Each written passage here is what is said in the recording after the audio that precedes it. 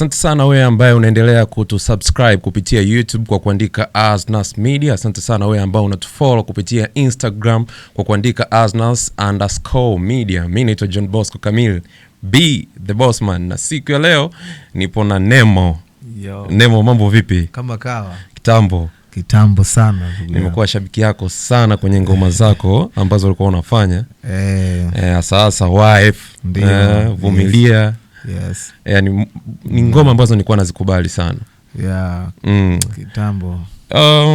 Kwa mtazamaji ambaye anatuangalia sasa hivi anatamani umkumbushe au anatamani ajue kwamba Nemo alikuwa nani hasa kwenye huu muziki wa R&B.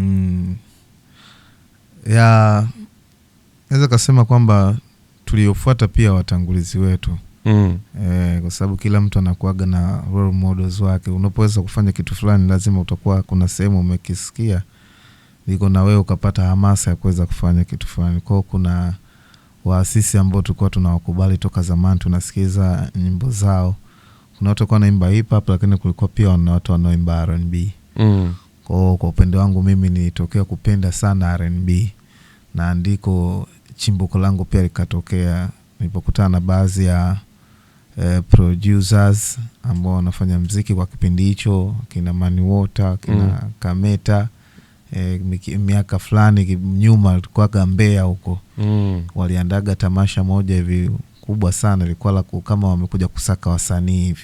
Walikuwa waigizaji kipindi hicho, kina Ray, kina Seki, walikuwepo wasanii wa Bongo Movie wa kipindi hicho, yani zamani kama miaka ya 2000 na bila kukosea itakuwa 2005 kwenda 2006 hivi.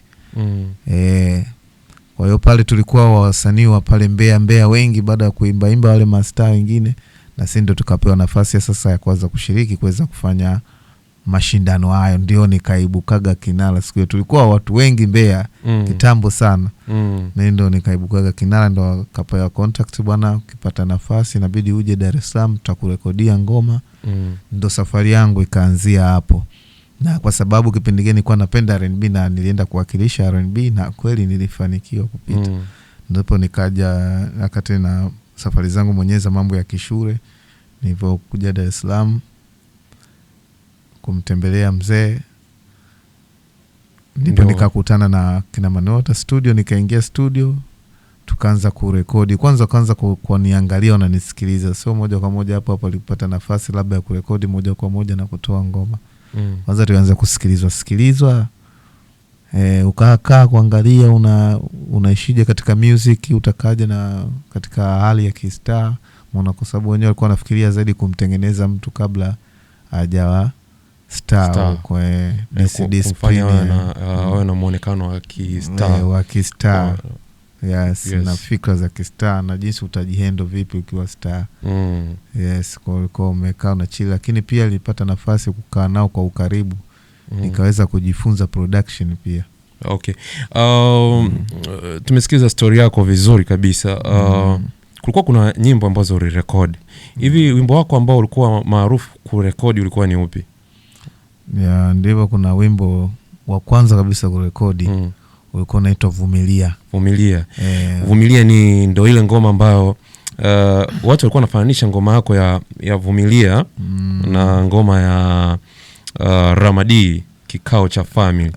Ni kitu gani hasa ambacho kiliingia pale? Kuna mtu ambaye anatamani ajue kwamba kuna mtu alimfuata mwenzake ama kuna production ambazo ziliingiliana hapo.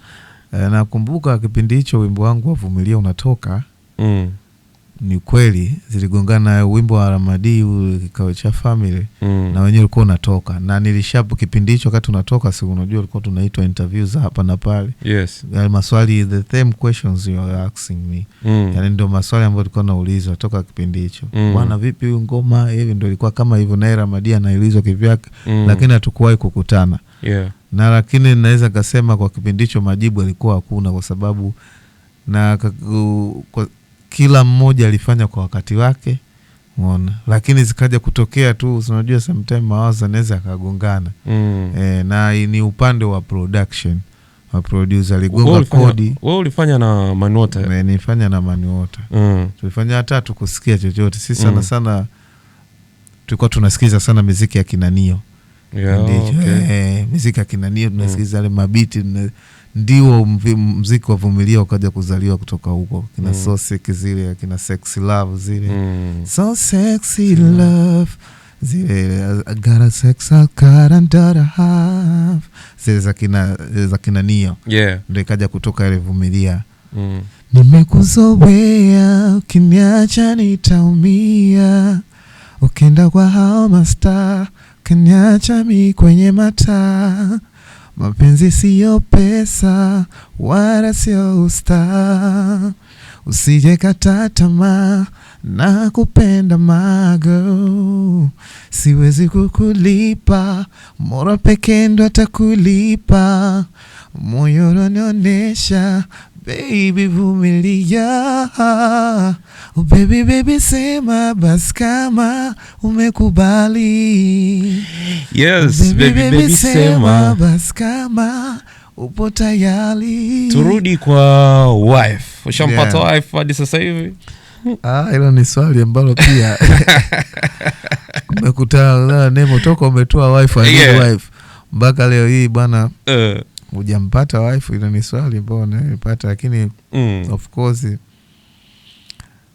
nilimpata lakini alicholopoka. Mimi nilikuwa nataka tuzungumzie zaidi kwenye muziki, of course tusiingie sana ndani kwenye swala hilo la wife. Wife ilikuwa ni ngoma kali sana, unaweza kutukumbushia kidogo? Kipindi kile nafanya wife ilikuwa 2011. Tulikuwa tulifikiria mbele sana watu kufanyaga muziki ile aina ya pop.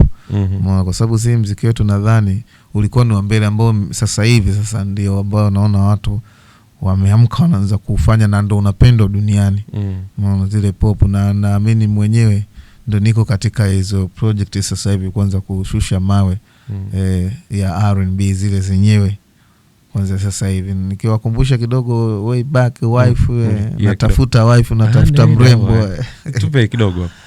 Umri umefika time ndo hii siwezi ngoja nahitaji mrembo mwenye vigezo nipendavyo ili awe wife to be awe tu bomba kila mara na deka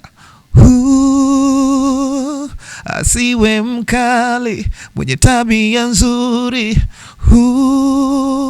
akiwa mkolofiro kwangu doa mala kila muda ataniboa. I'm so sure. Bonge moja la ngoma ni ngoma ambazo mimi nilikuwa nazisikiliza sana na mimi ni mmoja wa mashabiki sana wa muziki wa R&B. Unadhani genre ya R&B inapitia changamoto zipi tofauti na muziki mwingine ambao unaendelea hapa Tanzania?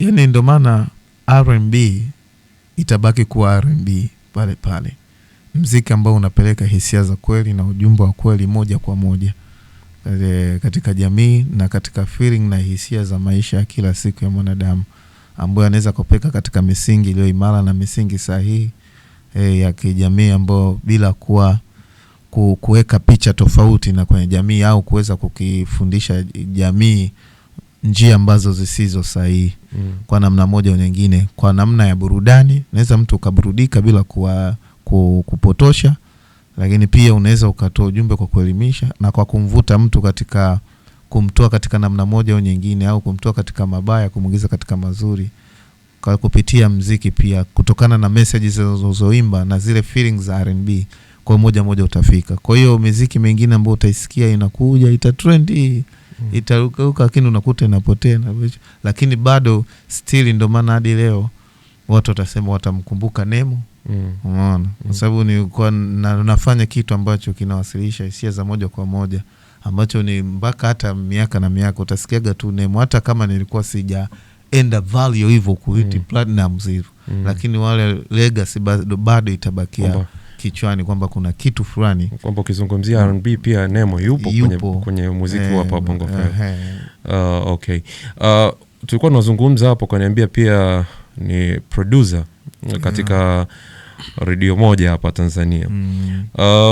Muziki wa R&B unapitia changamoto zipi hadi kukosa airtime? Kwa nini hauna airtime sana sasa hivi? Airtime naweza nikasema labda kwa upande wetu sisi hapa wa Tanzania ambao tunafanya R&B. Lakini R&B ipo sana, watu wanasikiliza sana. Umeona? Na watu wanaiti sana hapa, akidondoka Chris Brown watu wanachanganyikiwa. Yule anaimba R&B na zipo hapa zipo kibao watu wanasikiliza R&B ya huko. Changamoto hapa sisi kuna kipindi watu waliaminishwa ukiimba mziki fulani, kwa sisi wa Tanzania ukiimba mziki fulani ndio biashara.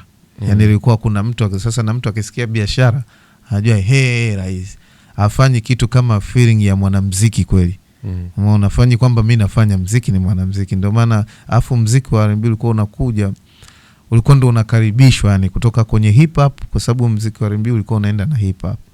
Hip hop na R&B na ndizo zilizofungua muziki yote hii imekuja. Kulikuwa hamna sijui imba sijui ni chakacha sijui afro pop sijui piano sijui singeli sijui nini, zilikuwa hamna. Kulikuwa tuna ngoma za taarabu zile na ngoma fulani za kikacha na zile za lipendwa za kitamaduni. Kulikuwa sasa tukovokuja katika kizazi kipya kilivyoanza, walianza watu wa hip hop.